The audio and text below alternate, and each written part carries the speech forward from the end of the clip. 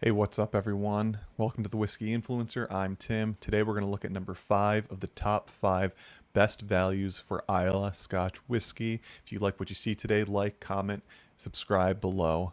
So what are we looking at when we talk about the top 5 values in any region or any whiskey? We're looking at core range whiskeys, or ones that are regularly available that come out in either batches or just part of their core range.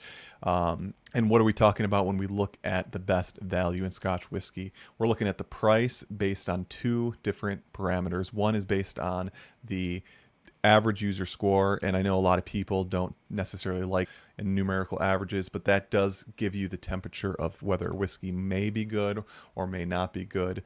Typically, the higher the user score is, the better a whiskey tends to be, and the higher the price is, and the inverse is also true of that. I typically use Whiskey Base as my main source for numerical scores, but more important than that are the actual characteristics of a whiskey and the typical costs associated with them. So I take a look at age and ABV and determine whether a whiskey is priced well based on those two characteristics. And of course, there's much more that goes into play, like cask type, limited releases, etc.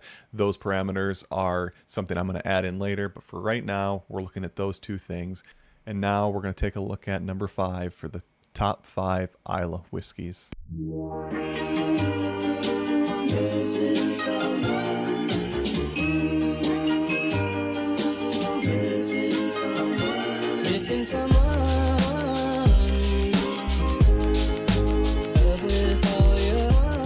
Number 5 on this list may be a bit surprising, may not be one that you typically see or you think about when you look at values, because it's a pretty expensive whiskey, and that happens to be the Caolila 25-year-old.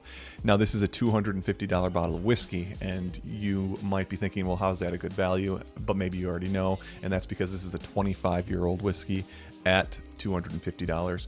And more specifically, an Islay 25-year-old whiskey. You take a look at a 25-year-old Ardbeg, you're paying 5 times that.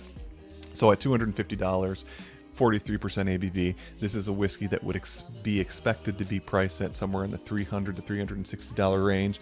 $250 for those characteristics are a bargain. Now, if we go over to Whiskey Base and take a look at the score, we see an 88.52. Now, that's an excellent score for any whiskey. It is slightly lower than I'd expect for a $250 bottle of whiskey. I'd be looking closer towards the 90 or higher range, but 88.52 is still fantastic. And this score has less of an impact on the overall value, but in general, if you look at the value based on characteristics, this is probably the best value for Islay whiskeys that are reasonably accessible.